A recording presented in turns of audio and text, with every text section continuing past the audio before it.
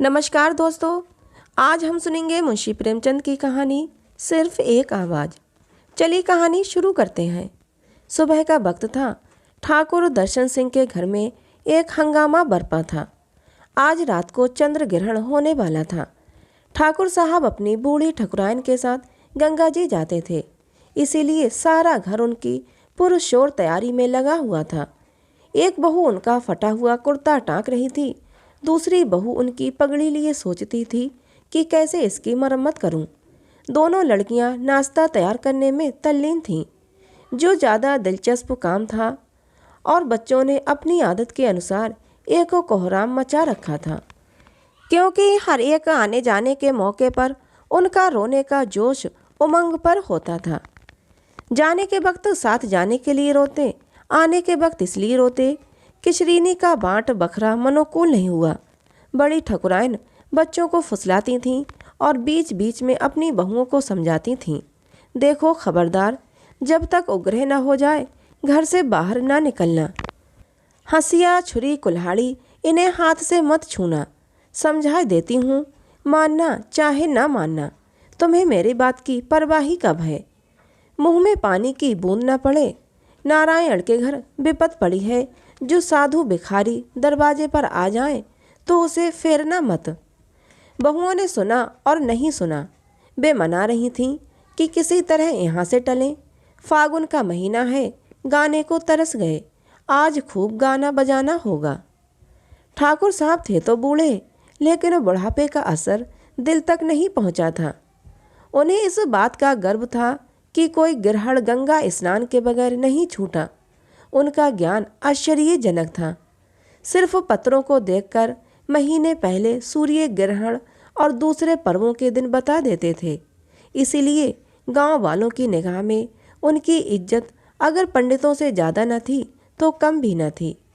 जवानी में कुछ दिनों फौज में नौकरी भी की थी, उसकी गर्मी अब तक बाकी थी। मजाल न थी कि कोई उनकी तरफ सीधी आंख से देख सके। सम्मान लाने वाले एक चपरासी को ऐसी व्यवहारिक चेतावनी दी थी कि जिसका उदाहरण आस पास के 10-5 गांव में भी मिल सकता था। हिम्मत और हौसले के कामों में अब भी आगे आगे रहते थे। किसी काम को मुश्किल बता देना उनकी हिम्मत को प्रेरित कर देता था। जहां सबकी जबानें बंद हो जाती थीं, वहां वे शेरों की तरह गरजते थे।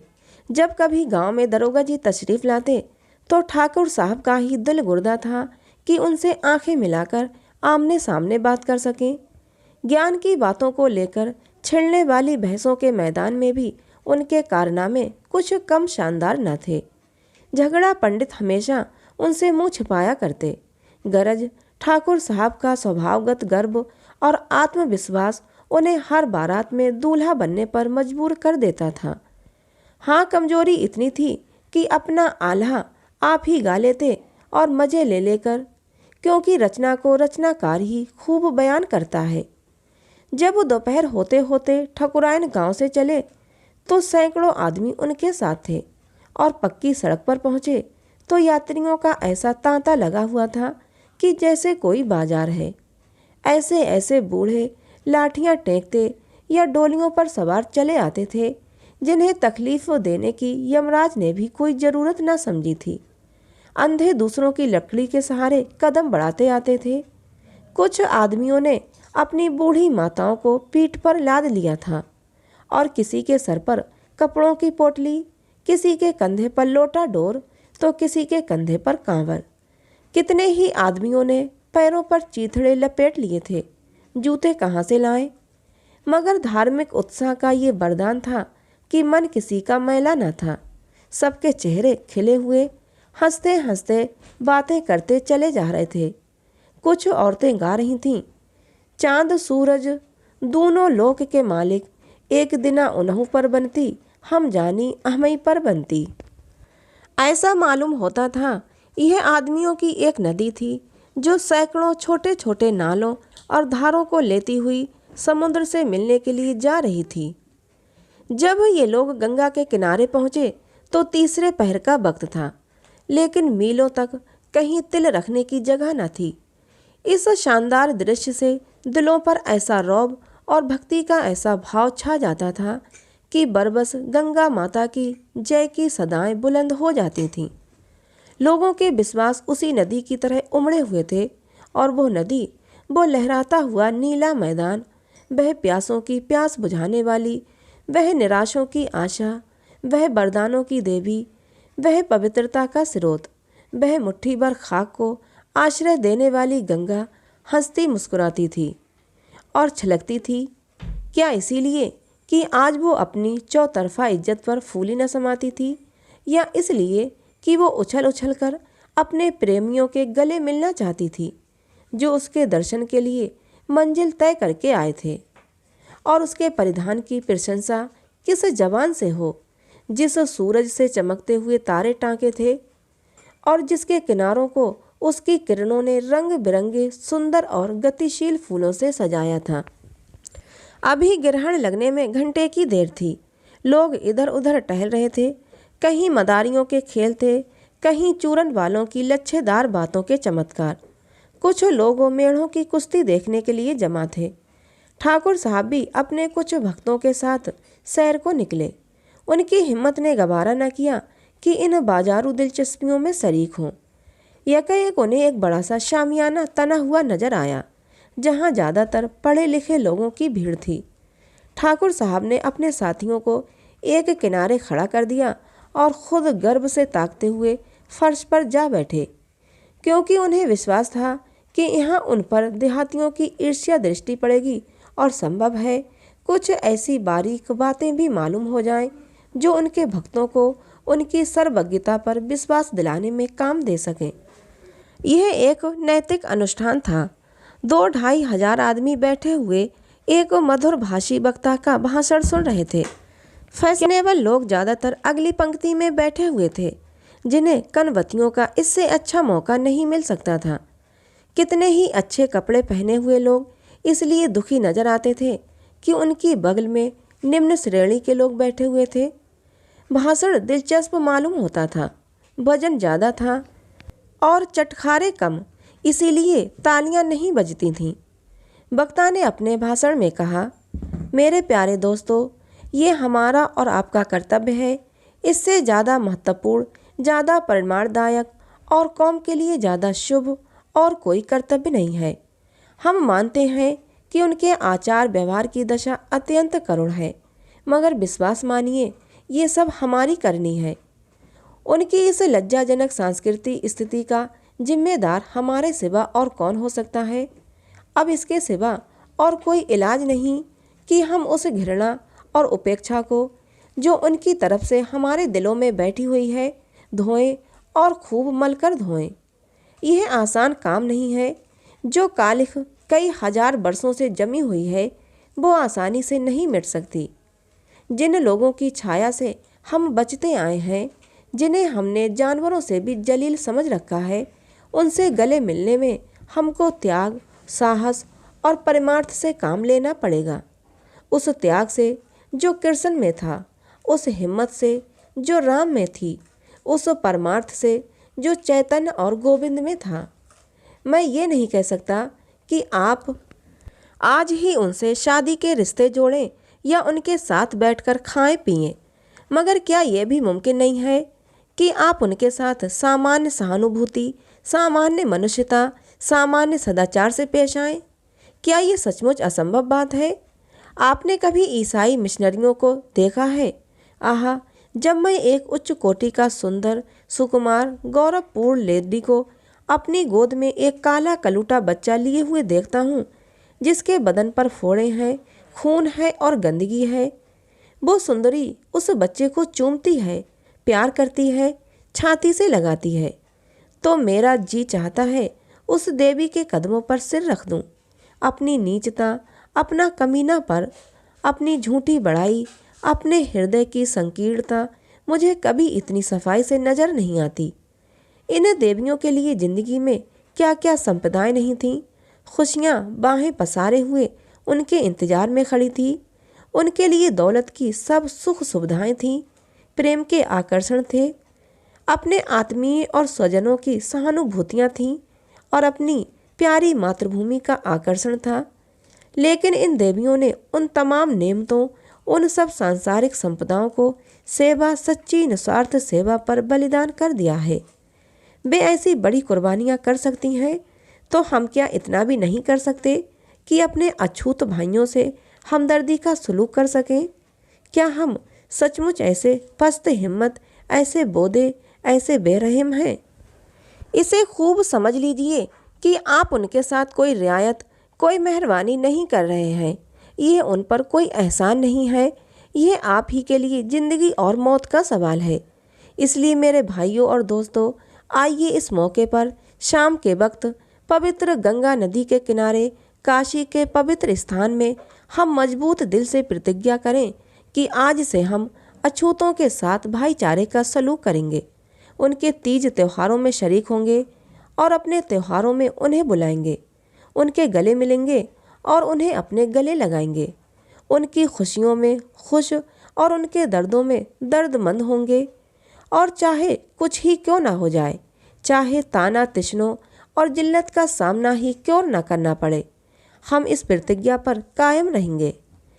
आप में सैकड़ों जोशीले जवान हैं जो बात के धनी और इरादे के मजबूत हैं।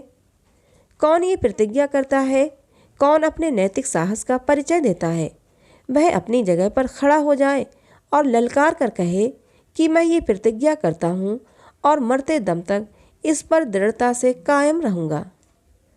सूरज गंगा की गोद में जा बैठा था और माँ प्रेम और गर्व से मतवाली जोश में उमड़ी हुई रंग केसर को शर्माती और चमक में सोने को लजाती थी। चारों तरफ एक रोबीली खामोशी छाई हुई थी।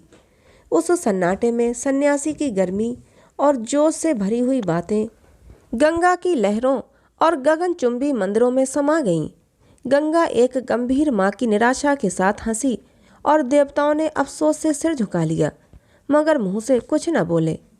सन्यासी की जोशीली पुकार फिजा में जाकर गायब हो गई, मगर उस मजमे में किसी आदमी के दिल तक न पहुंची।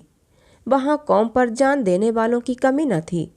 स्टेजों पर कौमी तमाशे खेलने वाले, कलेजों के होनहार नौजवान, कौम के नाम पर मिटने वाले पत्रकार, कौमी संस्थाओं के मेंबर, सेक्रेटरी और प्रेसिडेंट, राम और कृष्ण के सामने सिर झुकाने वाले सेठ और साहूकार, कौमी कॉलेजों के ऊंचे हौसले वाले प्रोफेसर और अखबारों में कौमी तरक्कियों की खबरें पढ़कर खुश होने वाले दफ्तरों के कर्मचारी हजारों की तादाद में मौजूद थे।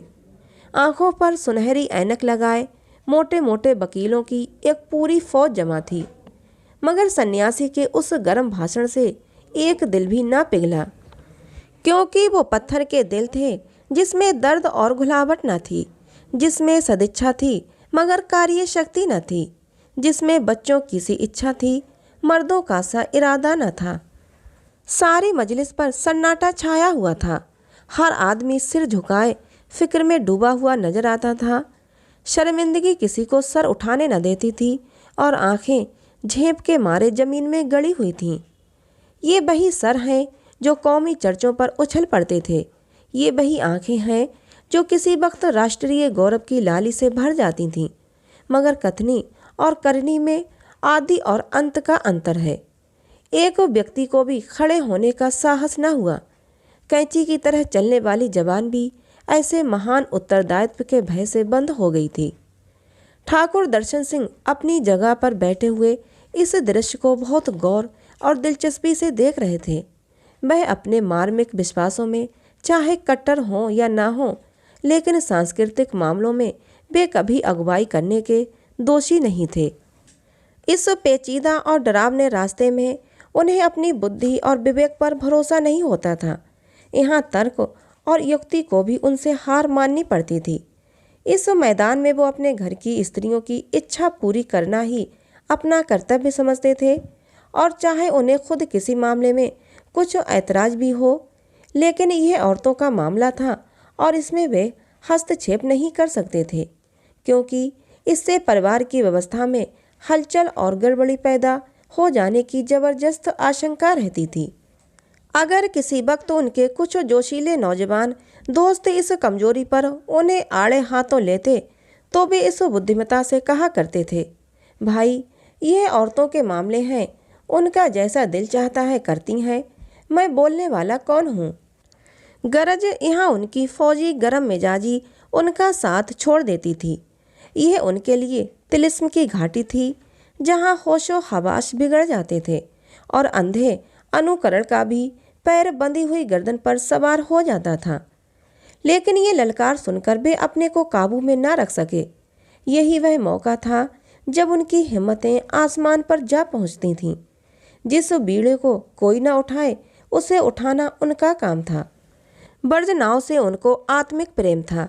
ऐसे मौके पर वे नतीजे और मसलहत से बगावत कर जाते थे और उनके इस हौसले में यश के लोभ को उतना दखल नहीं था जितना उनके नैसर्गिक स्वभाव का था। वरना ये असंभव था कि एक ऐसे जलसे में जहाँ ज्ञान और सभ्यता की धूमधाम थी, जहाँ सोने की ऐनकों से रोशनी और तरह तरह के परिधानों से दीप्त चिंतन की किरणें निकल रही थीं, जहाँ कपड़े लत्ते की नफासत से रौब और मोटापे से प्रतिष्ठा झलक रही थी, वहाँ एक देहाती किसान को जवान खोलने का हौसला होता। ठाकुर ने इस दृश्य को गौर से और दिलचस्पी से देखा। उनके पहलू में गुदगुदी सी हुई, जिंदा दिली का जोश रगों में दौड़ा।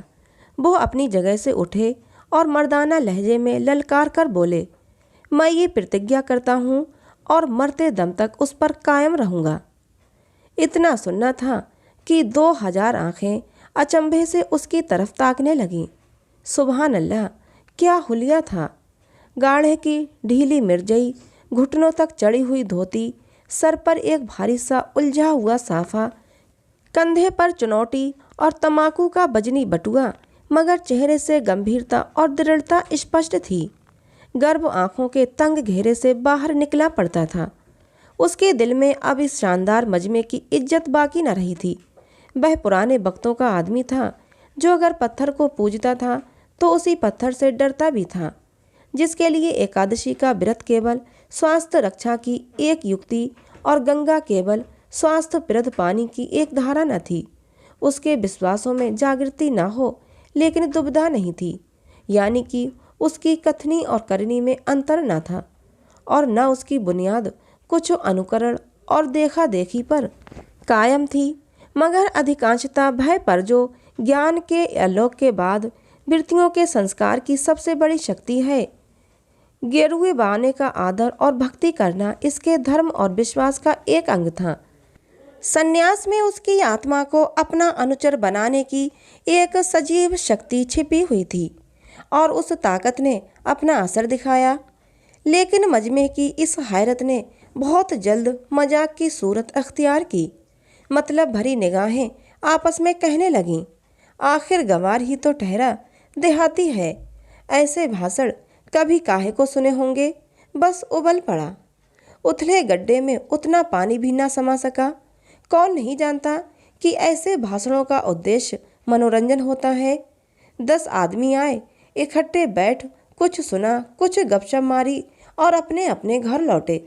ये नहीं कि कौल करार करने बैठें, अमल करने के लिए कस्में खाएं। मगर निराश सन्यासी सो रहा था।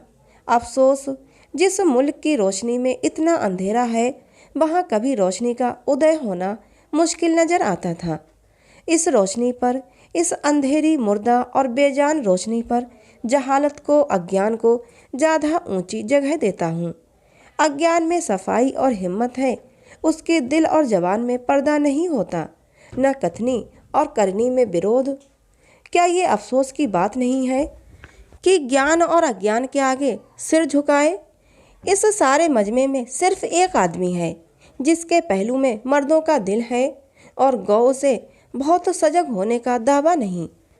लेकिन मैं उसके अज्ञान पर ऐसी हजारों जागृतियों को कुर्बान कर सकता हूँ। तब वह प्लेटफॉर्म से नीचे उतरे और दर्शन सिंह को गले से लगाकर कहा, ईश्वर तुम्हें प्रतिज्ञा पर कायम रखे।